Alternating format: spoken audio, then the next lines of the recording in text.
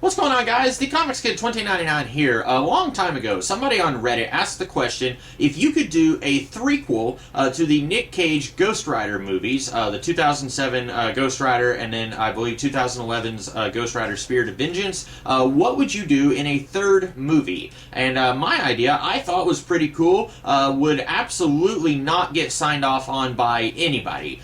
So my idea was to kind of do a soft relaunch, but also sort of a sequel movie. You start with Dan Ketch, who was the Ghost Rider in the comics in the 90s. And I will admit, I know absolutely nothing about Dan Ketch. I don't know anything about him, what his hobbies are. I don't know who his friends and family are. I don't know what his secret identity is like. Does he spend most of his time ghost riding, or does he also have stuff going on as Dan Ketch when he's not being a Spirit of Vengeance? But for a while in the 90s, we had a Ghost Rider who was not Johnny Blaze, who was the character who was played by Nicolas Cage in the two Ghost Rider movies. And so my idea was you start with Dan Ketch doing whatever Dan Ketch does in the comics, and then he is approached by a mysterious gentleman who is played by Ciarán Hinds from Game of Thrones. He was in Ghost Rider Spirit of Vengeance. He played the bad guy, Mr. Rourke. This is the guy who played Steppenwolf.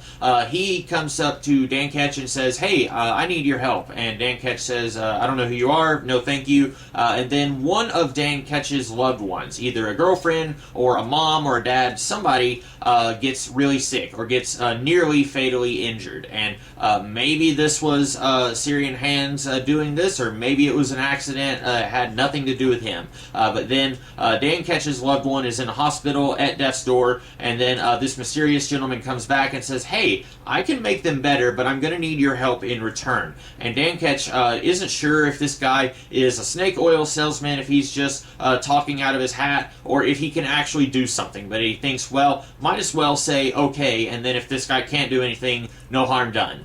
So then Ciarán Hinds is able to heal this person, and then he says, "Okay, I am a demon, and I am going to make you the Ghost Rider. I'm basically going to give you demonic powers." And we've seen all this before. This is very similar to Johnny Blaze's origin in the first Ghost Rider movie. But then the key difference here is that while Peter Fonda was very manipulative and he was ultimately the bad guy that Johnny Blaze fought against in that movie, here, Ciarán Hinds, he is not hiding anything. He's not going to try to betray this human that he's making a deal with. He is very upfront about what he needs and what he wants. So he's not going to try and stab Dan in the back once they've made this deal.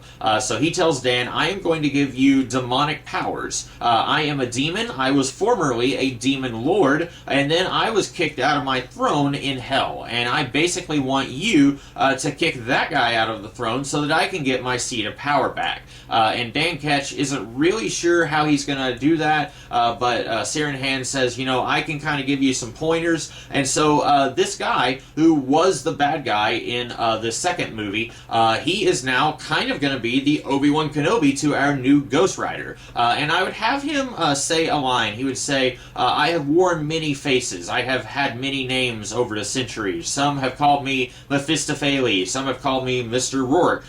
You can call me whatever." And so I would be connecting the bad guy from Spirit of Vengeance to the bad guy from the first movie. You might say, well, he kind of got killed in the first movie. Well, he's a demon. It's hard to kill them.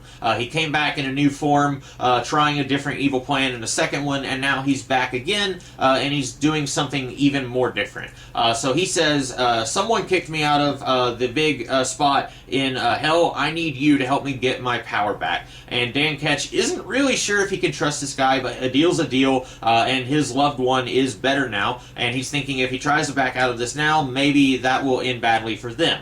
And so he starts finding demonic agents on Earth and basically thwarting their evil schemes, doing what Peter Fonda was doing in the first movie, where they're trying to trick people into making deals that will backfire on them. them. He is finding various demons who are doing that, and then he's stopping them from doing what they're doing. He's fighting all kinds of undercover demonic crime on Earth, basically to get the attention of this guy who has stolen the throne of hell. And then finally, the big twist of the movie would be that it was Johnny Blaze himself who stole the throne. I think it would be absolutely amazing if Nick Cage could play a power-hungry demon lord, but still playing the same character that he played in the previous two movies. Nick Cage can absolutely make a movie 100 times more enjoyable if he is allowed to have free reign and ham it up as much as possible. He is thoroughly entertaining whenever he can do that.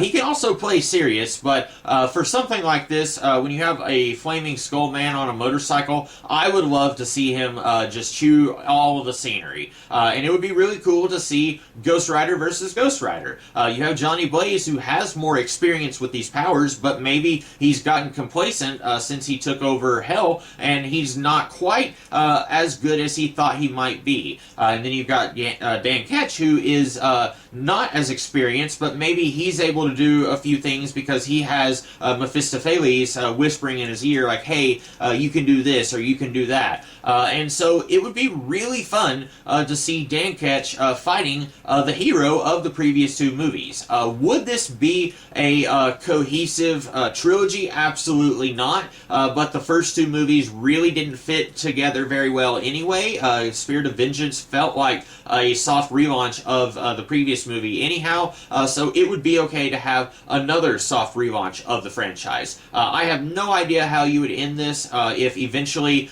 Johnny Blaze realizes that he has gone way too far and he somehow gives up his demonic powers and he's able to go back to Earth. Maybe he can go around doing various demon fighting as a regular human motorcycle guy, Johnny Blaze. Who knows? But then you could have Dan Ketch at the end. Siren Hand says, hey, you helped me, thank you. Do you want me to take away your powers? I only gave these powers to you so you would help me. If you don't want them anymore, I can take them away. And Dan Ketch says, no, I think I'll use them. I'm gonna, walk around the neighborhood and see if anyone needs any heads busted or anything like that. And so then you're kind of setting up yourself for a potential sequel, but then you've also got Johnny Blaze. If he wants to be a mentor figure to Dan Ketch later on, you can do that as well, if you wanted to bring him back. So this was a pretty short video, not a whole lot going on here. I really like this idea, thought it was really entertaining, but obviously they never would have gone for this, or if they did, they would have plastered all over the internet like a year in advance that Nick Cage is going to be the bad guy in Ghost Rider 3, and so it would have ruined a little bit of that surprise, which is, I think, what works so well about this idea. But I hope you guys like this one, and I will be back next week with some other video. In the meantime, have a great rest of the day. Catch you later.